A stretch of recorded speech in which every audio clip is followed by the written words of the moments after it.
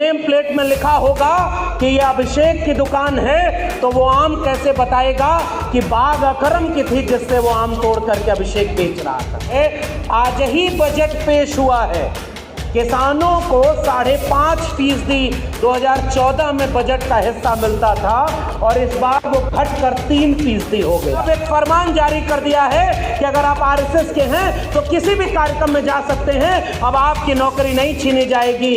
पता लगाना कि बहुजन महानायकों की बात लिखने पर इस देश में कितने लोगों की नौकरी छीन ली गई है। अब वही दिल्ली विश्वविद्यालय कहता है कि हम अपने यहाँ मनुस्मृति पढ़ाएंगे, और ताकि वहां पर विवेक पैदा हो और पुरानी परंपरा में लोग जान सके कि भारत में भी कानून की एक किताब थी।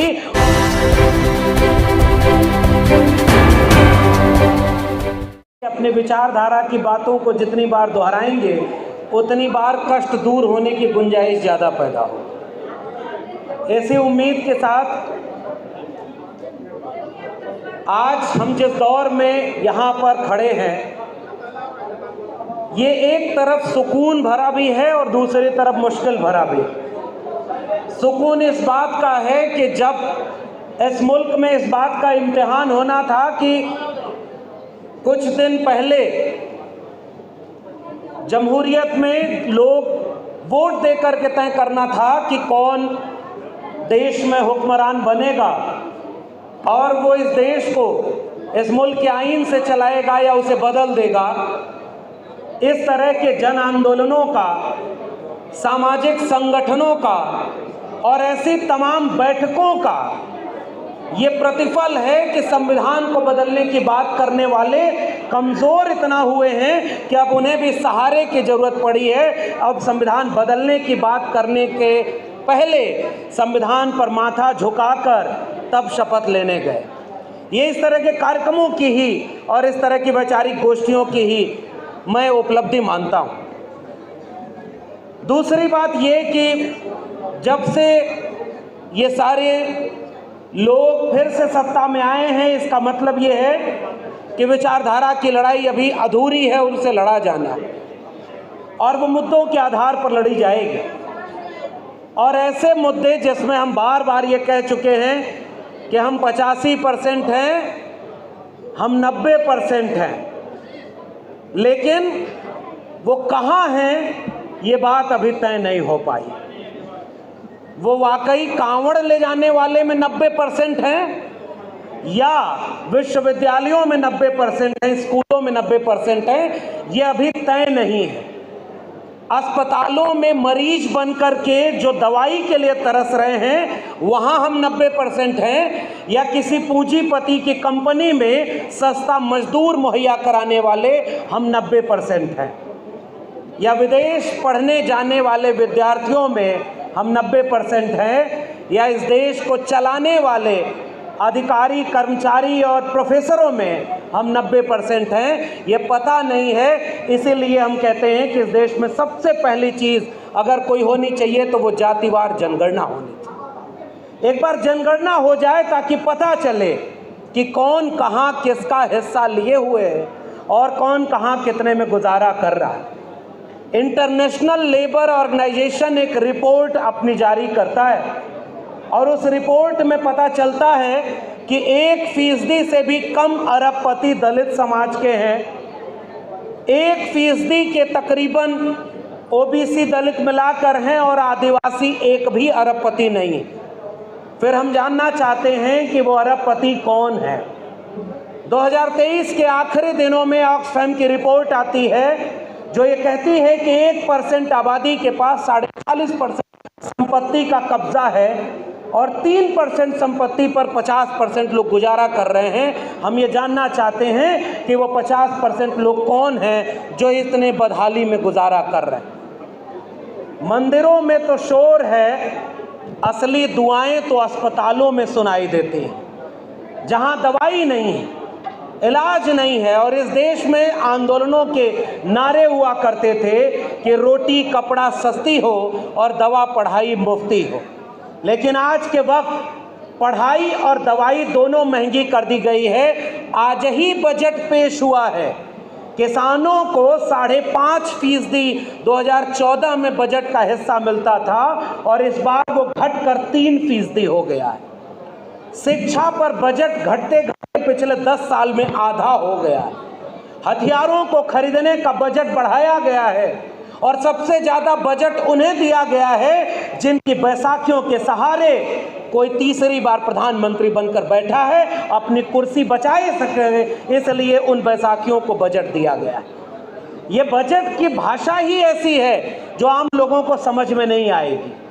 और ऐसे वक्त में उसी संसद में खड़े होकर कहा जा रहा है कि पुरानी पेंशन अब इस देश में नहीं मिलेगी, शिक्षा का अधिकार नहीं मिलेगा, जिसकी जेब में पैसा होगा उसके बच्चे अच्छे स्कूलों में जाएंगे और जिसकी जेब में पैसा नहीं होगा उसके बच्चे अच्छे स्कूलों में पढ़ाई नहीं कर पाएंगे। और हम जानते हैं कि जिस समय ये बात हो रही है वही दिल्ली विश्वविद्यालय कहता है कि हम अपने यहाँ मनुस्मृति पढ़ाएंगे, और ताकि वहां पर विवेक पैदा हो और पुरानी परंपरा में लोग जान सके कि भारत में भी कानून की एक किताब थी और उस पर क्रिटिकल एनालिसिस करेंगे।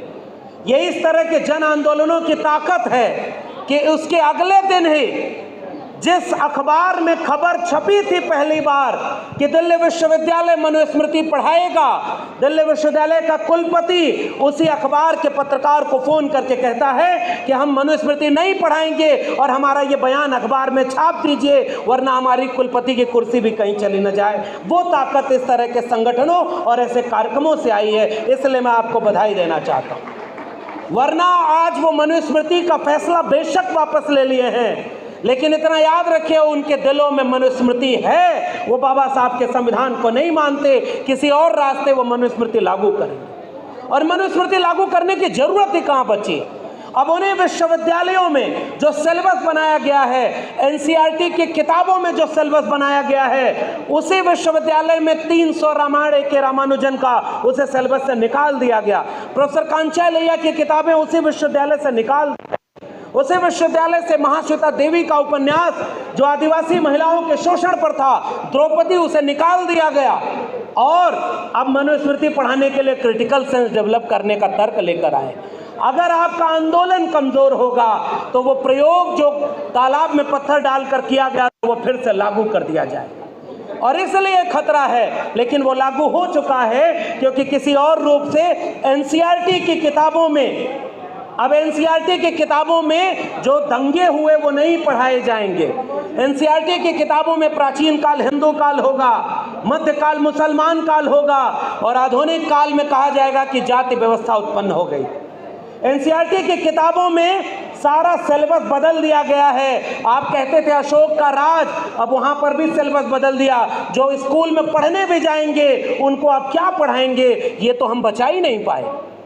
और इसमें ईडब्ल्यूएस आरक्षण कहीं लागू न हो, बैकलॉग मिल जाएगा ईडब्ल्यूएस में। और आज के तारीख में बड़े बड़े कोचिंग मास्टर जो मोटिवेशनल स्पीकर बने हुए हैं वो किसी इंटरव्यू में कहते हैं कि ओबीसी के लोगों ने दुरुपयोग किया है आरक्षण का, शेड्यूल्ड कास्ट और शेड्यूल्ड ट्राइब के लोगों ने दुरुपयोग किया आरक्षण का, और ईडब्ल्यूएस पर कोई बात नहीं करते। और मेरिट की तर्क चला जाता है जब 3 नंबर पर जिस परीक्षा में ईडब्ल्यूएस की कट ऑफ गई उत्तर प्रदेश के नर्सिंग एडमिशन में, वहां पर एससी एसटी के कट ऑफ 50 नंबर के ऊपर थे। जो कल तक मेरिट की बात करते थे उनका ईडब्ल्यूएस की कट ऑफ सबसे नीचे आ गई, लेकिन उनके लोग सत्ता में हैं, इसलिए जिन वैकेंसीज में ओबीसी को 27% की बजाय 7% आरक्षण मिल रहा है, वहां ईडब्ल्यूएस को 10% की बजाय 20-25% आरक्षण मिल रहा है, क्योंकि वो सत्ता में बैठे हैं। और अब उन लोगों ने आरएसएस के लोगों को प्रोफेसर बनाया, कुलपति बनाया, प्रिंसिपल बनाया, अधिकारी बनाया, और अब एक फरमान जारी कर दिया है कि अगर आप आरएसएस के हैं तो किसी भी कार्यक्रम में जा सकते हैं, अब आपकी नौकरी नहीं छीनी जाएगी। पता लगाना कि बहुजन महानायकों की बात लिखने पर इस देश में कितने लोगों की नौकरी छीन ली गई है। अब ये देश ऐसे बढ़ता जा रहा है। आरएसएस के लोगों को पहले देश के हर संस्थान में भर दिया गया और अब उनकी रोक हटा दी गई कि आरएसएस के लोग कहीं भी जा करके अपने विचारधारा का प्रचार कर सकते हैं। इसलिए अब इस देश में सीधी लड़ाई है। मुसलमानों को टारगेट करने के लिए नेम प्लेट लगाया जाएगा। तो मैं तो कई बार ये सोचता हूं आम बेचने का ठेला लगाने वाला अगर नेम प्लेट में लिखा होगा कि ये अभिषेक की दुकान है, तो वो आम कैसे बताएगा कि बाग अकरम की थी जिससे वो आम तोड़ करके अभिषेक बेच रहा था। ये आम के पास तो मुंह नहीं है कि वो बताएगा कि किसके हाथ से दूध चल करके उस चाय की दुकान तक पहुंचा है। ये तो एक फर्क जो आर्टिकल 1956 में छुआछूत निरोधक अधिनियम बनाया गया, अब तो फिर से ये छुआछूत लागू करने की बात करते हैं। इसलिए क्योंकि वो मुसलमानों के खिलाफ सामने दिखते हैं, वो इस देश के दलितों और पिछड़ों के खिलाफ हैं। इस बात को हमें कहना होगा और हम मुसलमानों के खिलाफ जो कार्रवाई होगी उसमें भी खड़े होंगे और ये बताएंगे कि किसी दुकान पर किसी धोबी पासी की, किसी निषाद मल्लाह की, किसी कुर्मी कोई भी अहीर की अगर जाति लिखी होगी तो बताओ उनकी शुचिता भंग होगी कि नहीं होगी। इसलिए ये अपने मन में मनुस्मृति लागू किए हुए हैं, बाकी जगहों पर भी उसी को आरोपित कर रहे हैं कुर्सी बचाने के लिए।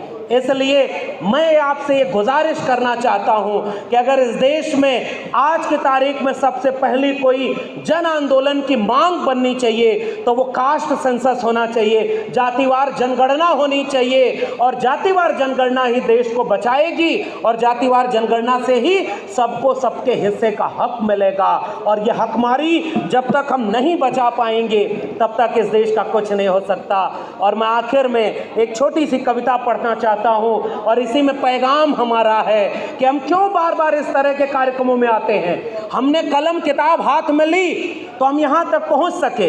यह अलग बात है कि हम आरएसएस के कैडर नहीं थे तो नौकरी से निकाल दिया, मगर उनको लगा था कि नौकरी से निकाल देंगे तो डर के चुप हो जाएगा।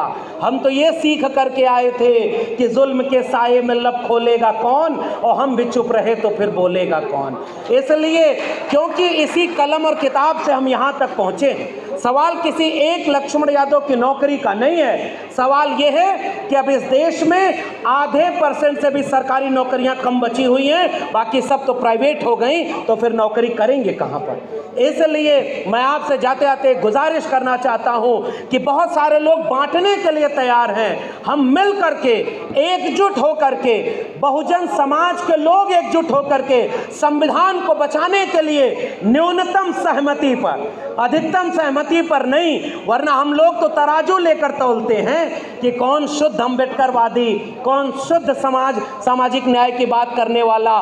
न्यूनतम सहमति पर अधिकतम एका बनाइए, वरना लड़ने के बहाने हमारे बीच 1000 मिलेंगे, जोड़ने के बहाने अगर एक मिल जाए तो उसी के बहाने जुड़ जाएं और जिम्मेदारी हमारे ऊपर सबसे ज़्यादा है। मैं एक आखिर में शेर कह के इसी के साथ अपना पैगाम आप तक पहुंचाना चाहता हूं कि यार मक्तल से बहरहाल गुजरना होगा, यार मक्तल से बहरहाल गुजरना होगा, बच गए हम तो किसी और को मरना होगा, बच गए हम तो किसी और को मरना होगा। टाल देने से कोई मसला हल नहीं होता, एक न एक दिन कोई फैसला लेना होगा। अगली नस्लों को बर्बादी से बचाने की खातिर जो भी करना है इसी नस्ल को करना होगा। बहुत बहुत धन्यवाद।